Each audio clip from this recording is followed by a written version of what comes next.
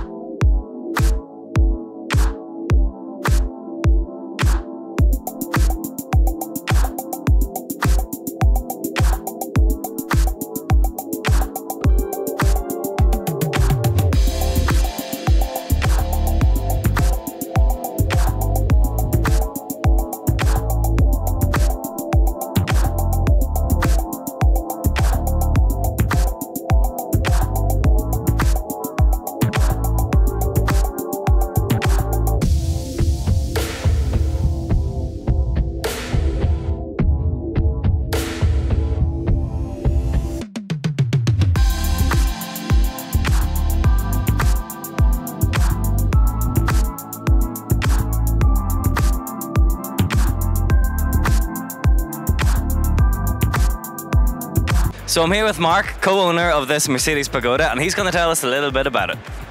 Co-owner's a bit strong. It's my it's my wife's car, and she's owned it for 22 years.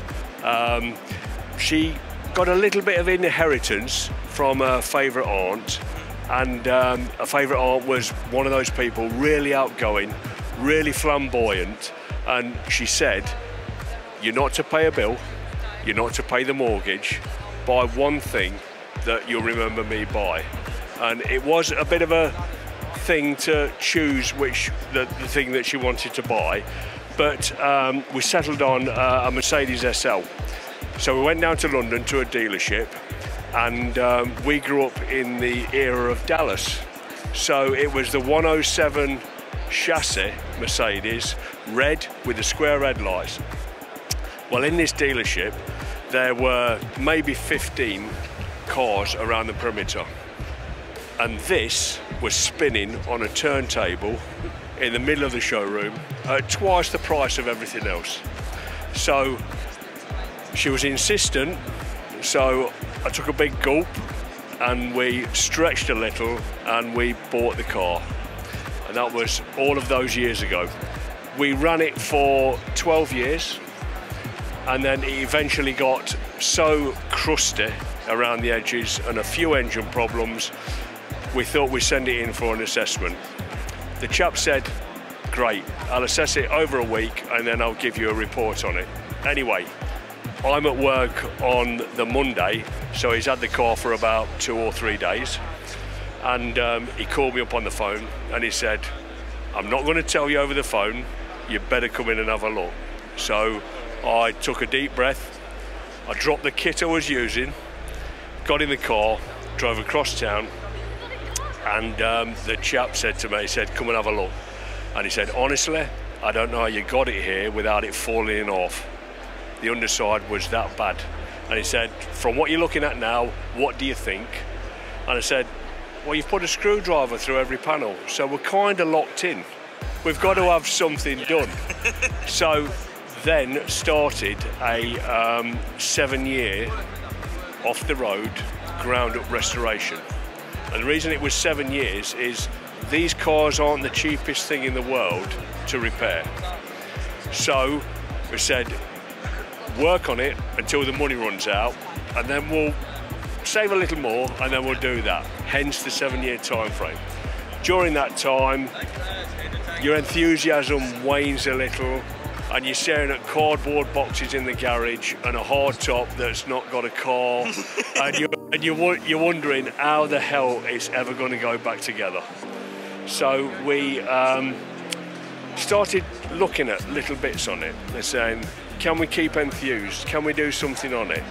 So we looked at the interior, we got some of the interior sorted out, and over some winter evenings we had all of the entry components inside the lounge, and Nikki, bless her, would sit there with a TV on and a drink at her side, wire wool and autosol, and she polished everything inside the engine bay prior to us putting it back together. That explains why it is so immaculate. She's got real dedication, real petrol head, and I've answered the question so many times this weekend and said, do you want to do a swap? And I'm thinking the car, saying, no, the wife. I want to swap. I want to swap your wife for mine. She's perfect, and I don't disagree with them. Yeah. So it's a lot of brownie points just aren't there. He's a happy man. So obviously you get quite involved with the club. Then you are avid members, and you are here today. What does being in the club mean to you? To be honest with you, we've been members for over 22, maybe 25 years, and our involvement in the club up to a certain point was for parts availability and the technical understanding of the various Mercedes that we've got. But this year, the club has made its intention known, particularly to us, that it wants to grow, it wants to move in a different direction, and we feel it's more enthused, that it's energetic, and particularly with cars like this, with Dougie's car, that it's going in the right direction. We've had a lot of people talking to us about how they love the traditional look of these cars, and how they absolutely hate the look of the modern car. But we've also had equal enthusiasm from those saying, yes, it's about time that there was this kind of shift in direction. So we're very happy now to be involved with the club, and it's actually inspired me to build a new project. And I am going to attempt to build a copy of the AMG Red Pig from 1971. And I have to say that so far, and it's completely incidental, it wasn't intended, that it was advertised through the club, I bought it from a club member, and all of the technical questions I've had so far have been answered on the club forum by the technical team. So for me, being a member of this club this year alone paid off leaps and bounds over and over again. I've been really happy with it. And if you had one thing you could say to somebody who's interested in getting into Mercedes, be it classic or modern, what would you say? I don't know how you can think about restoring or maintaining a classic Mercedes without the expertise that this club is affording us at the moment. I know that I couldn't, and I'm restoring 2 Mercedes. So it's perfect for me, and it's perfect for you. Thank you very, very much, Mark. It's been great chatting to you. So I'm standing here with Ted, the owner of this SLS AMG, which, as we talked about earlier, is an absolute weapon of a supercar. What made you decide to go for the SLS? My heart, not my head. It just appealed to me. I love the long bonnet, which I'm told makes it a pony car. I like the short cabin, I like the short back, and I like the fact that they haven't bothered to put any seats in the back, which would be totally useless, in my opinion. And how long have you owned it for, Ted? I got it in January 2014, and it's what I call my end-life crisis. Well, all my colleagues had midlife crises and bought themselves Porsches and so forth, but I got through to the end of my career, and I was quite happy I'd survived it, and I thought now's time for a little treat for myself. So I went out and I looked at everything that was available, and this is the only car that talks to me. And what's your favourite thing about it? I think the doors. Yeah, which is not really the right thing to say. Is it? A professional would talk about the engine or something. No, it's what gets the heart. That's what matters. And now, what's your favourite thing about being a part of the club? The camaraderie. I think they're a great bunch of guys. They're all very helpful, very assistive, and we've had some great activities. And as I've told them all, the only thing that I'm interested in with my car is that it's a keeper for life, and it's in my will that when I pass on, when I contribute to the carbon cycle, I intend to get my son and daughter to drive me to the crematorium leading the hearse, well, after that, goodness knows whose knows, but a friend of mine who's a bit of a wag said when the Mercedes-Benz dealership was across the road from the crematorium, the thing about your lad is he's such a rogue, a nice, likeable rogue, that before you go up the chimney, your car will have been sold because he'll have been across to the dealership. And did you spec it yourself? Was it brand new or? Yes, it was brand new. I spec'd it myself, and the biggest decision was the colour. I couldn't decide on the colour because, to me, I have to see a car in the metal. I think it's difficult to see it on paper or even a little bit of metal. So I went to see a black one in a dealership in Sheffield. Almost bought it because I could have had it straight away, but I like a brand new car, and decided not to have that one.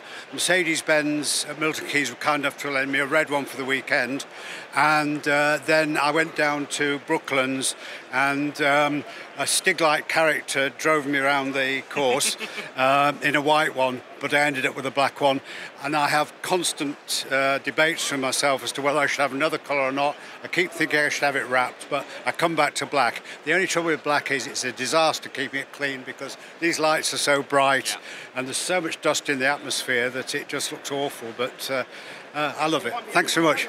You're very welcome. Thank you very much for talking to us, Ted, and we'll see you next time. Hope so. Bye. So here we have Malcolm Wood's gorgeous 1955 220A Ponton. Now the Ponton was the first Mercedes-Benz model designed post-war.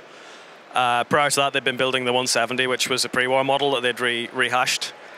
There was quite a few different styles of Ponton available. You could get coupes, cabriolets, big saloons here, and you could get the smaller four-cylinder, more like taxi saloons. This 220 is powered by a 2.2-litre engine, as the 220 suggests. This particular car is quite special, actually. It's owned by Mr. Ronald Johnson, who was actually the founder of the Mercedes-Benz Club in the UK. So the Ponton was a car first in many ways. It was the first Mercedes to be built with a monocoque design, where they had done away with the separate chassis underneath. It also was designed with crumple zones, front and rear, which was a Mercedes invention for safety, which obviously now is found on every car. But this was actually the first car to be designed with those in mind. So we're here with Rob Owens, whose 190E you won Concord, didn't you, this year? Yep. And it's been featured on the Maguire's stand, pride of place here. Tell us a wee bit about it. The car? Yeah. Well, it's a car that I found. I was looking for something else, and this came up, looking beautiful, and it's belonged to, I've had it 4 years. It belonged to two collectors, so it's done regular mileage every year, but no one's really been in it. So that's, if you see the inside, it is like brand new, to be honest.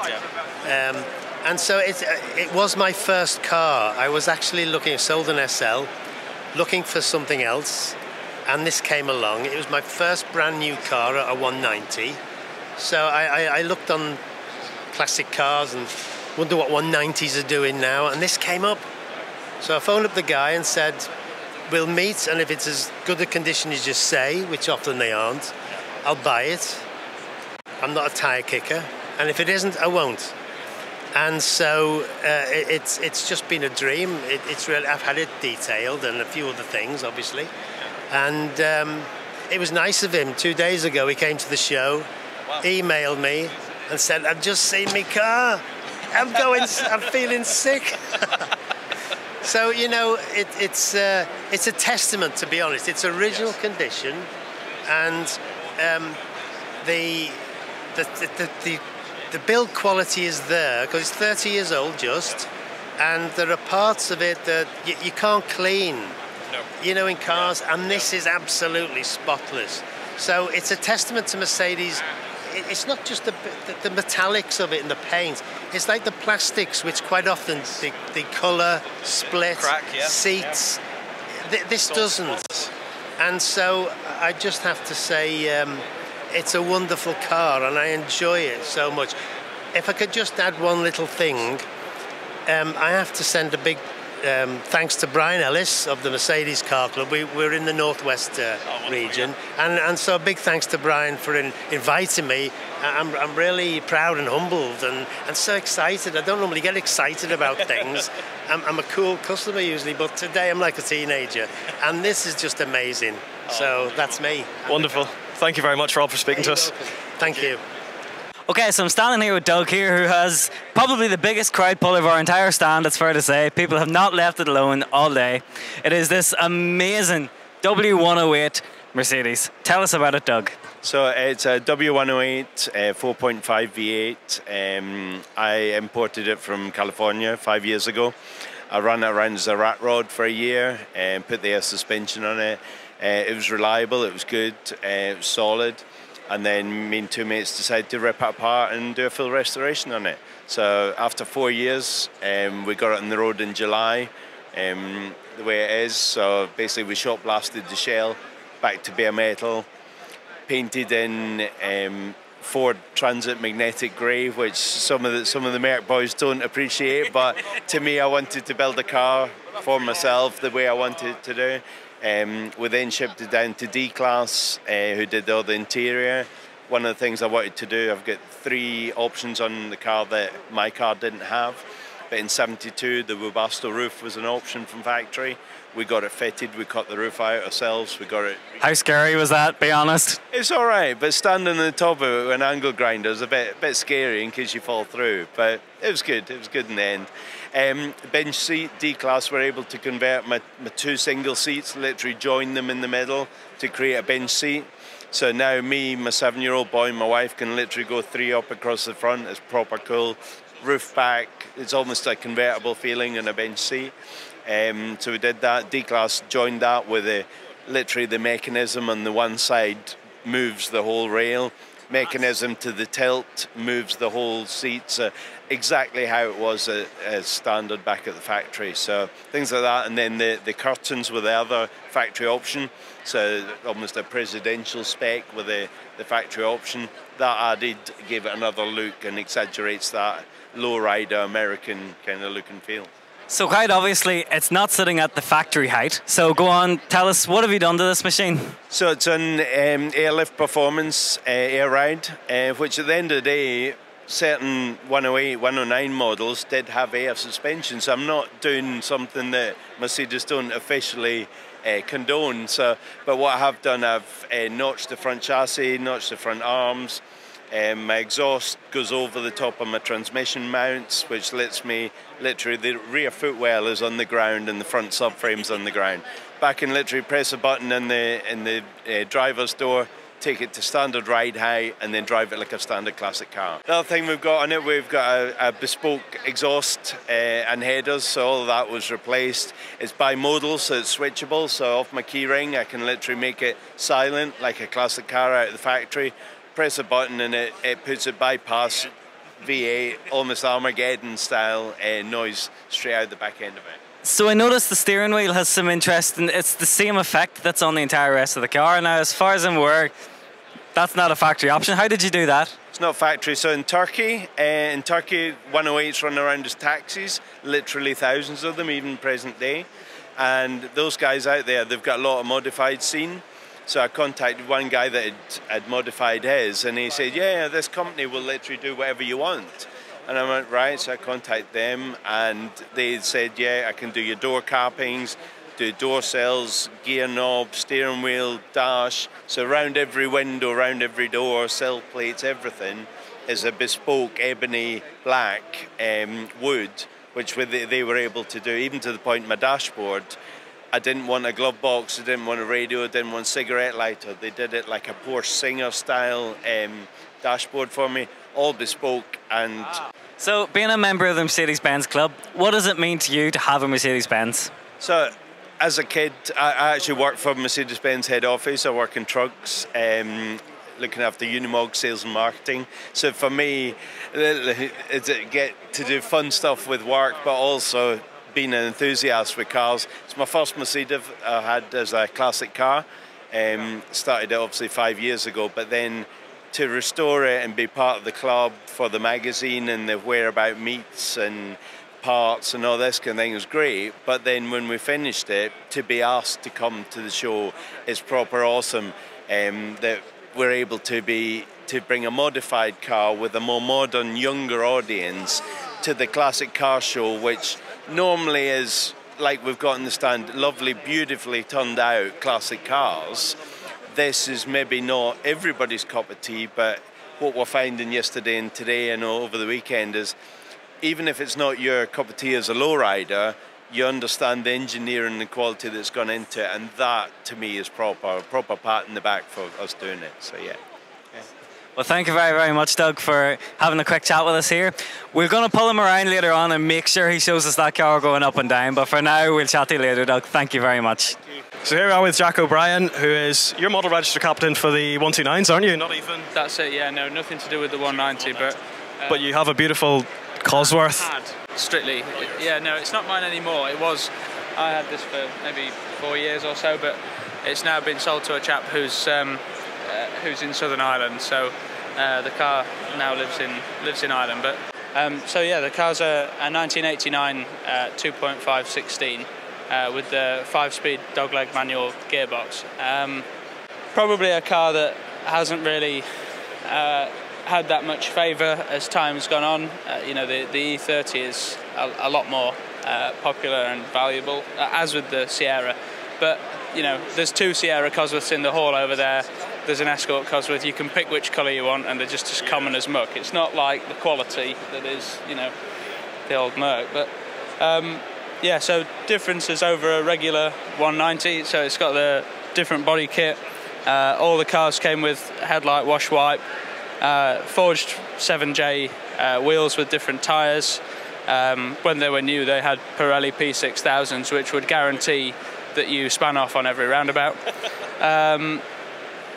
Obviously the classic Mercedes mono wiper, which has done an excellent job of scratching this windscreen.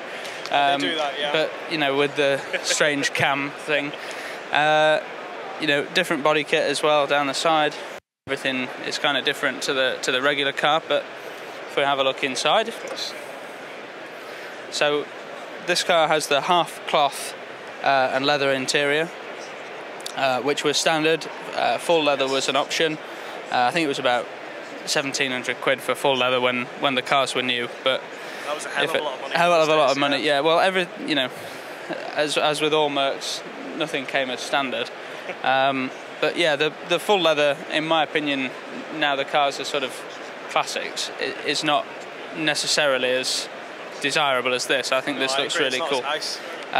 So this car has heated seats, a sort of dealer fit wood kit, which not necessarily to everyone's taste, but it's okay, and the sort of Becker Europa radio as well. You don't see many of them still in the cars, do you? They usually they get ripped out for modern Pioneer units and stuff. Yeah, that's it. Something from China with lots of flashing lights.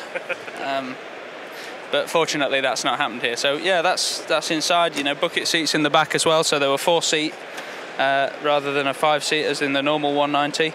At the back, the car had self-leveling suspension as standard and a hydraulic limited slip diff.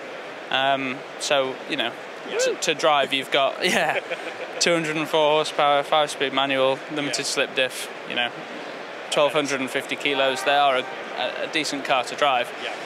Way sort of more than the sum of its parts. It's strange because some cars you look at the figures and you think, well, it's not going to be that impressive, but these really do kind of drive the house down, and you know, you get a great induction noise, revs to 7,000, and you know, that's that really. But they did say that Cosworth head was good for about 10,000 revs, didn't they? Well, yeah, in the DTM cars, I think they even revved them to like 14, and the DTM cars were, you know, 2.5 litre, no turbo, 400 horsepower and 14,000 revs, so that would have been pretty leery, really. But okay, so what would be the benefits of joining the Mercedes club then if you had a car of sort of era? So in the club, you know, there obviously aren't that many of these cars in the club. There aren't that many full stop left anymore. But there are lots of people in the club who, you know, have a keen interest in them.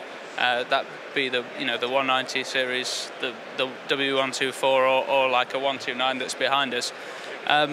There's lots of people who could give you technical help if you had a problem with them. You know, there's nothing that people haven't seen before. There's, you know, good events nationally, particularly for the 124 models. Yeah, that's something that hopefully will be sort of gaining a little bit of traction in the club, is these sort of 80s and 90s cars going forward. All right, Jack, thanks very much for chatting to us about your beautiful, well, what was your beautiful car? Yeah. What have you got at the moment? So I've got a 129 at the moment, and a couple of 124s, and a 123. Good man. 300. You know, the list goes on. You were the same. Yeah. Anyway. That's super. Thanks very much. No bother. Cheers. Okay. So we're here with Ian Kears, who's the current chairman of the Mercedes-Benz Club. Ian, could you tell us a little bit about this beautiful Mercedes W116? Yes, of course. It's a 1979 450 SEL 6.9. And it's an original car, never been restored, never been touched. I've owned it for 17 years, and I bought it with 22,000 miles on the clock, and it's up to 51 now, so I've sort of you have used it then, most of the miles, yeah. I don't know if you are aware of the technology in the car, but it's apart from the fact it's got a 6.9 litre V8, it has dry sump lubrication, because that size engine simply with a normal sump won't fit. Yeah. So they had a little tiny sump for about 1 litre, and then a big tank in the inner wing here. It's got hydropneumatic suspension, a bit like a Citroen system. Yes. But unlike the Citroens, that if you remember, that when you turn them off, the car would sink. This has a fifth sphere, which keeps the system pressurised, and therefore the car. I don't think Mercedes wanted the car to be to drop down. No, down, you know. No. And like all 6.9s, it had leather or velour. It's got air conditioning and sunroof. It's got limited slip diff, and it's got special Michelin XWX tyres, which are horribly expensive. Yes. But they were fitted to Maseratis and Ferraris of the time, and they've got immensely strong sidewalls, you know, which for the torque. Yeah. It only has a 3-speed gearbox, which, when you think nowadays, 9-speed is not uncommon. No, exactly. But 3-speed, you know, so it's mostly in top gear, and it relies totally on its immense torque, you know. And of course, even though it's a 43-year-old car, you can drive it just like a.